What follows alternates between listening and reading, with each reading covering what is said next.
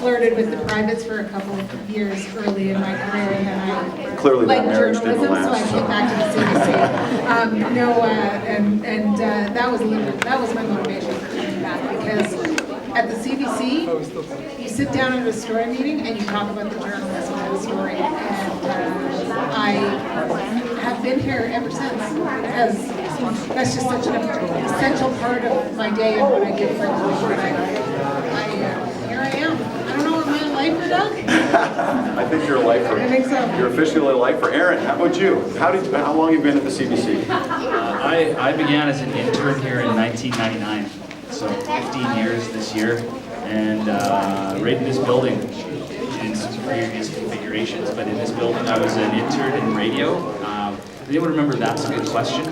Yeah, a long time ago, yeah. I used to answer when they did something called The Book? Yes. Right? That was the book. Yeah. John Spittle was did the That's a Good Question. Well, I was the guy that called people and found out the answer to the question. That was how that was my initial training. I traveled around a lot. I was in Charlottetown and Calgary and Toronto for a bit. Let's go and have lunch. Found my way back here after some time overseas. So these long as her. Yeah, so these are national reporters. And Carolyn, where have you been in the world recently? Let's start with recently, because you've seen Carolyn from all over the world. Recently, I've actually... Closer. I'm trying to think about where I've been recently. I was just in Ferguson, Missouri. Yes. For the police shooting of the unarmed young black man there. Sort of relieved Keith Bogue once he had exhausted himself 5 days in, and previous to that, I don't know, I sort of go in and out of Washington and London here and there. I was based in East Africa for 3 years. I spent about a year living out of a suitcase in London during that time, and then of course my foreign assignment as well, based in Canada, have ranged from Afghanistan to Libya, Korea, some more places than I can mention. So a lot of frequent flyer miles. A lot, yeah, and well, you know what, all it did was get me enough so that my husband, who wasn't living with me when I was overseas, could fly to himself. So you have to use them one way or the other. Erin, where have you been other than Charlottetown recently? Recently, I'm kind of an oil and gas nerd, so I like it kind of right here. But the most interesting place I've been recently was I was in Sierra Leone a while back, helping teach journalists there. So you've been watching the news, you know what's going on there. So it's a rough place to be covering stories right now. So some of the people that I was working with there are knee deep in that story right now. So that's the last place I was that was of any interest. Lots of Montana and southern Alberta and northern Alberta, that kind of stuff. So anywhere where they make hydrocarbon products. So I've had the pleasure of talking to a lot of people this morning. I've been here since 10, and the question that keeps coming up for me time and time again is, how do you pick the stories that you do on the home stretch? And so we've been talking a little bit about that, but I'd like to ask you guys, how do you pick the stories that you're going to do? How are they assigned, and how does that happen? And I think Erin and I are probably going to have different answers, because while we both do radio and television, I primarily do television, he primarily does radio, and there's actually a different process for that. So with television, basically either the pitch comes from Toronto to me and says, what can you do with this? Or we send the pitch to Toronto, phone, email, that kind of thing, and we tell them what we can do with it. The considerations are obviously, why does the guy in Halifax care about this story that you're doing in Calgary? That's the distinction of national news. You have to it has to be a story that people outside of where you're reporting from care and can relate to. With television, there's a secondary sort of thing there, and is how do you make it visual? That's not always easy. Erin talks about his, sort of beat of oil and gas. That's the hardest thing to do for television, because you've all seen that oil sands truck, the great big one, over and over and over and over again.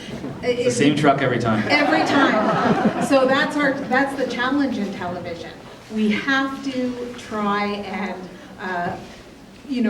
make it visual, because graphs and maps and a print story just doesn't work on TV. And then you have to make the people from coast to coast to coast, make it relevant to them. And that is what makes the grade, most days. And some days they just need to fill 2 minutes of airtime if you want to know the truth. But most days Don't it's give away that. our secrets. Oh, I'll tell the truth. That's it. Most days it's that. Erin, what about you from a radio perspective? How is it different? Yeah, there's differences. Carolyn touched on them. The biggest difference is I don't have to be somewhere to gather stuff. I don't have to have pictures.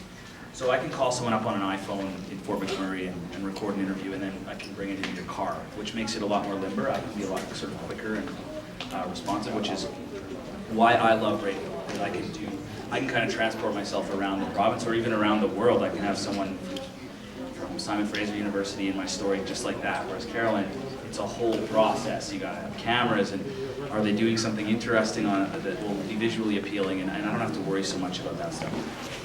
Those are the differences. The similarity, I think, we're always looking for characters. We're always looking for people, real people, you guys. We're always looking for you and your stories. That's the similarity. And for her, you're going to have to walk past a camera about 7 times. For me, not so much. But that's the similarities are we're good characters telling stories that resonate with Canadians, like normal stuff, really. And that's intriguing to people. That's why we're curious about our neighbors. That's why we peek over the fence, right?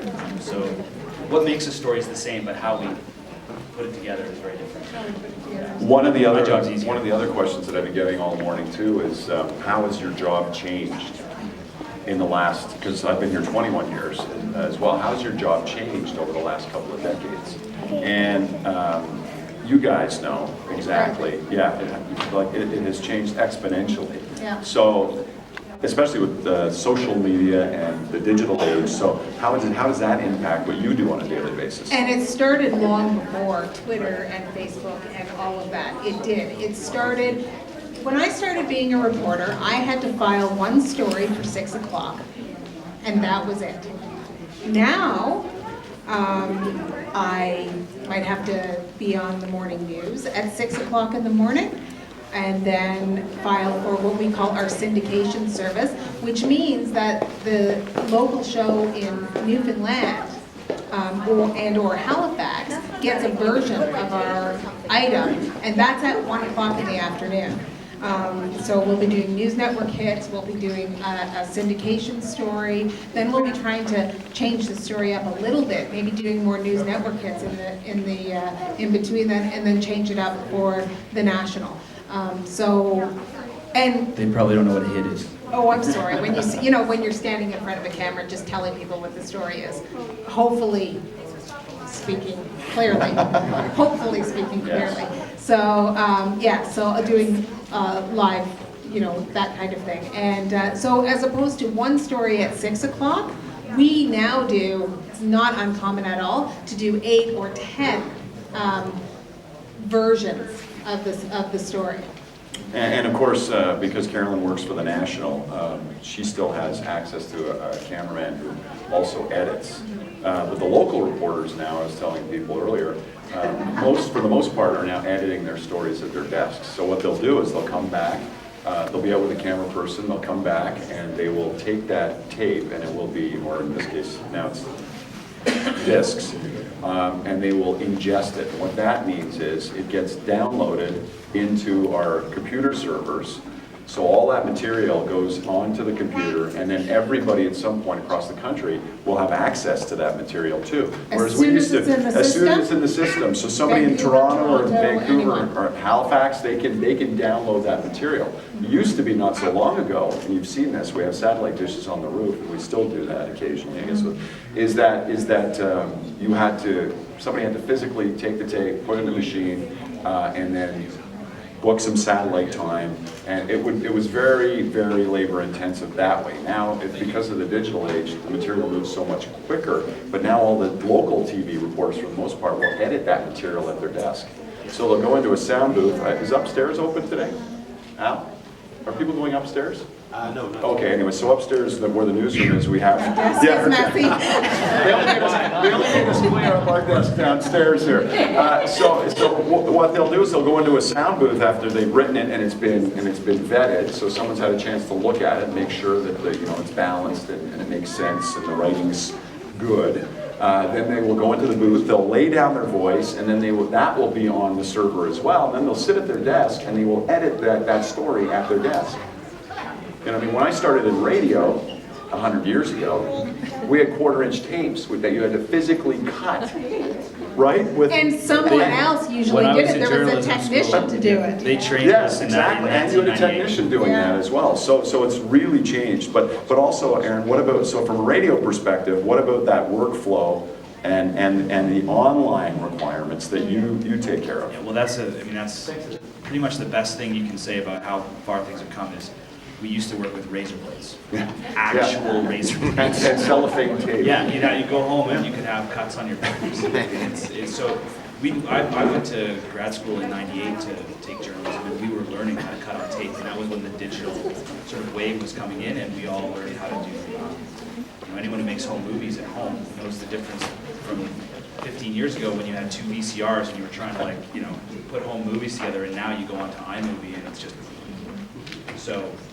The change in technology has been incredible. I remember when we first started, around 2099, they had about 4 cell phones in like a margarine container in front of the room, and you could sign one up. And they were about that big, and it was amazing. You could have a phone in the field.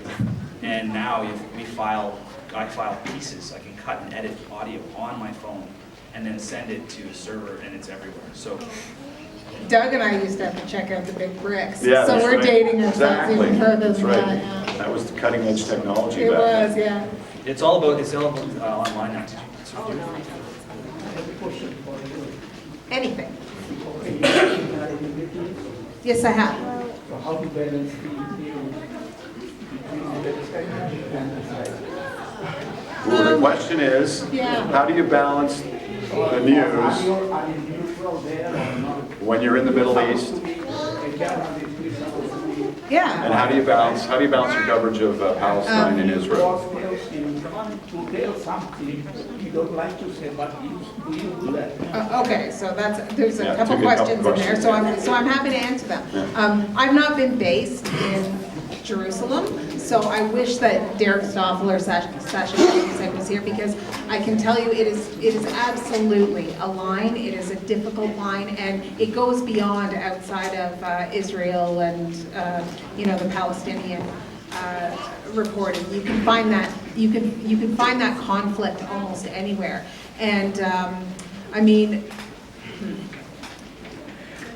So the question is essentially about balance. Yeah, it is about balance, and basically, that doesn't mean that you give equal time and exact equal, like we don't measure it by the second, anything like that. It's making sure that sides are reflected as purely as possible, without spewing propaganda when possible. Then do you take this stand as Harvard has taken?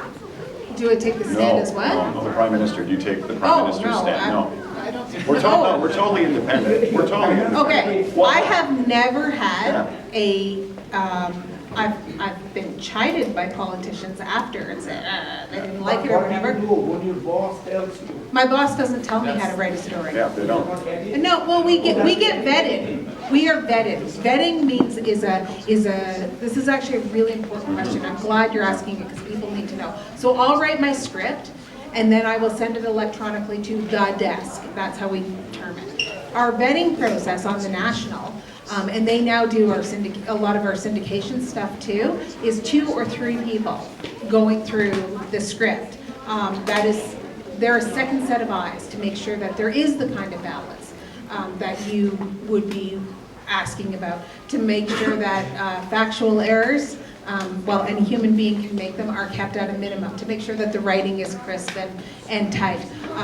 That you're not editorializing. And that you're not editorializing, exactly that. They might say, this word sounds like you're leaving that impression. But you can put the news one way.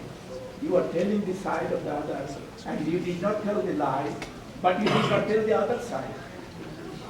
You'd have to give me an example, because it's hard for me to respond to a generalization like that. Like, I wish that you could give me an example. You're talking about editorial bias, so that would be a Fox News. You're talking about like Fox News. I'm gonna let him say that.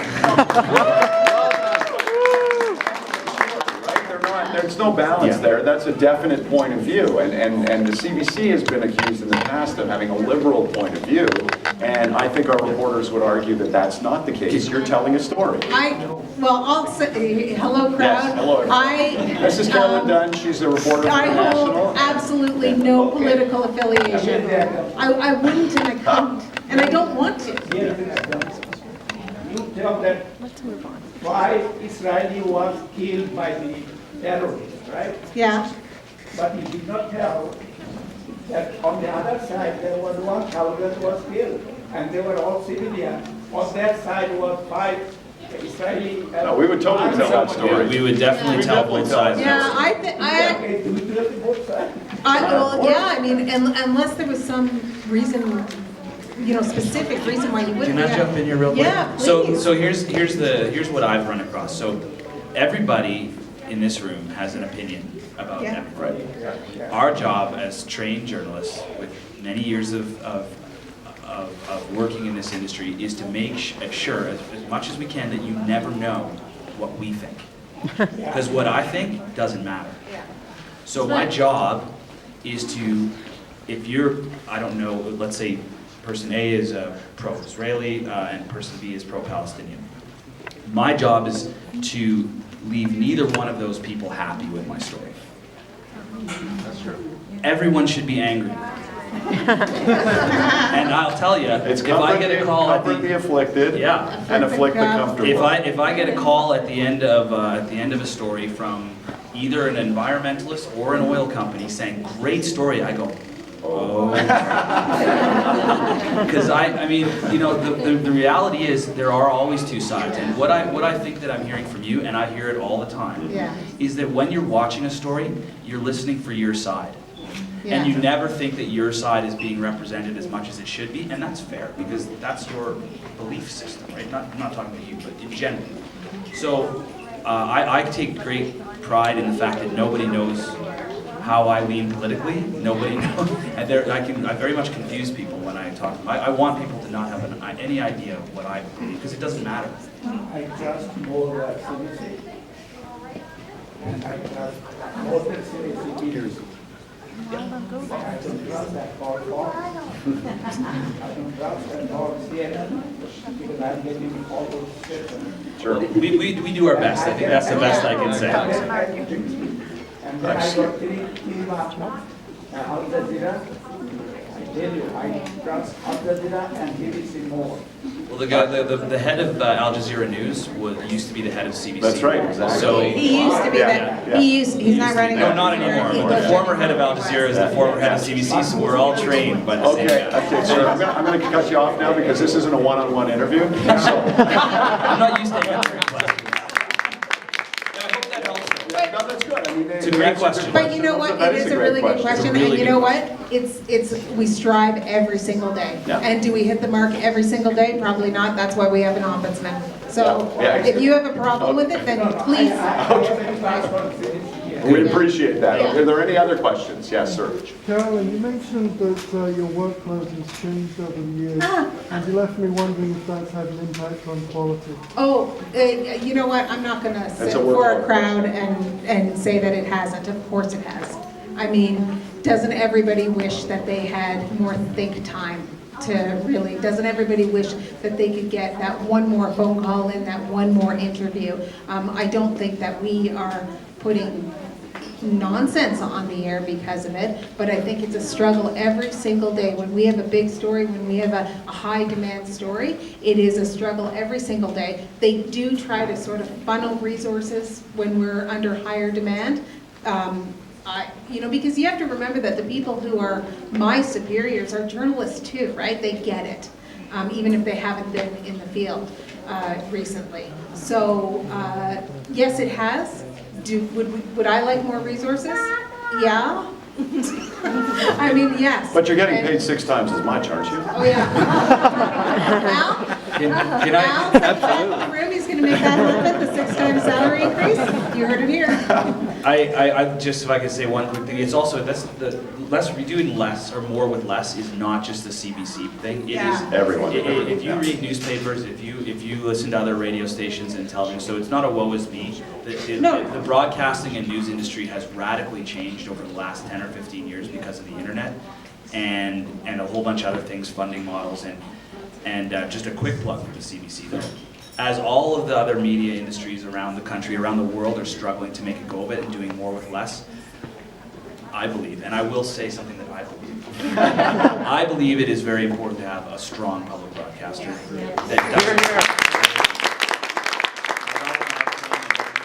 That's all I'll say about that. But so, yes, workload has gotten heavier, but From a listener, reader, viewer standpoint, and we sort of approach things now multimedia, I think the biggest impact is a more homogenous product in that it would used to be when there was less, when there were fewer demands on individual reporters, that I would go out and do all my own interviews, and Erin would go out and do all his own interviews. They would probably be different voices, and so now when we have so many more deadlines, we have fewer voices in my, if I can be blunt and she just doesn't like working with him. Well, you'd expect nothing less from me, I hope, right? And that's the thing. I think that it's a bit more homogenous, and I don't think that's a good thing for the people who are consuming our product, but it is universal, unfortunately. And, you know, I think our industry is going through a huge change, and public broadcasting in particular, not only going through those change, but going through funding crises after funding crises. Well, you know, we sort of feel that every day, and we try to make you not feel it. And no one knows where it's going, that's the thing, right? I mean, 20 years ago, we were joking about cutting tape with razor blades. 10 years ago, no one would have said, well, you're going to be shooting stories on iPhones, right? And doing interviews. I mean, they sent me to the Grey Cup a few years ago. I'd do an interview on the field with an iPhone, our audio app, sit on the bench, push send, and they would have it in Calgary 2 minutes later. And you know, no one saw that coming. You know those live hits that you see on news networks sometimes, or hopefully a lot of times? We used to have to bring a huge truck with us. And I mean like a big truck with us. Now, we can do it with, it's called a DeGiro, and it's a box this big with cell phone SIM cards inside it. And you've got a little delay, and the video might not be super crisp, but the cameraman walks across the street with it. So, you know, that's a good thing. Technology, you know, adds, but it also enhances our ability to tell you now, and you don't want to wait for the 6 o'clock news, do you? Who wants to wait for the 6 o'clock news? During last year's floods, as the water was cresting down by the Memorial 10th Street Bridge, I was doing hits into Newsnet with my iPhone on Skype, just holding my arm up there. The news was, you're reporting the news there is no barrier anymore. I was putting that out on YouTube, and it was like, you know, it's amazing because when people have a thirst for, they really need to know something, they will go out and find it. And I put a little video up of that. And City Hall underwater, 17,000 views in a day. Like, that's just mind-blowing, you know? And so the technology is amazing. I think this is a guy with a philosophy degree, so maybe I think a little bit too deeply. But I think technology, and not just in journalism and broadcasting, but the oil sands all over the world, the technology is moving faster than our ability to comprehend how we should use it most appropriately and the impact it will have long term. That's not good or bad, that's just, it's developing so quickly that we don't have a time to take a breather and go, what does it mean? How do we best deploy it, or else it's already changed again. So, and people are still trying to figure out how to monetize it too, right? That's part of the challenge. When you have limited financial resources, how do you actually produce that material and make it pay? And everyone has been having that issue. And you know, you actually bring up a really interesting point. 20 years ago, journalists would not have been worried about paywalls, funding of this, funding of that. This is like you know, I got into journalism because you don't have to do math. So, He likes that idea. but now, journalists, we do our own budgets that we send in. It's really, yeah, absolutely. We do our own estimates to pitch a story. This is how much it's going to cost. I do a budget. We deal with the finance people. Yeah, that kind of, we're also accountants. As long as you're dealing with credits, Unqualified, man, I might add, but accountants, in the, you know, as well as journalists, because we do have to be worried about every cent. We can't go over budget, or we won't get the next story, I'll tell you that. Any other questions? With regards to the advance in technology, would you say there's a digital medium that consumers are using more than others? And if so, why is this? Yeah, I think it's all about the internet. I But mean, which part of the internet? well, I think Mobile devices and the rest. yeah, like I probably opinion. I think I get 75% of my information, let's not call it news, let's just say information, off of my mobile phone. Either Twitter, Facebook, I watch the National on my phone, communicating with people, I mean, so, I don't know, I don't often sit down and consume an entire 6 p.m. broadcast of anything, but I will pick and choose what I want to watch, and I podcast the House when I want. I have to hear it because it's the greatest political show in the country, and you should all listen to it too. Every week. Every single week because it's awesome. But I can listen to it while I run when I choose to, and I know it doesn't look like I run, but it's because the shirt's too small. But I can listen to it when I want, and on my phone again. So I think the way I'm getting it, so it's the internet is the delivery mechanism, I guess, but it's my phone. That's the future. That is the future, and we have to. We're working Until the on implants. Yeah.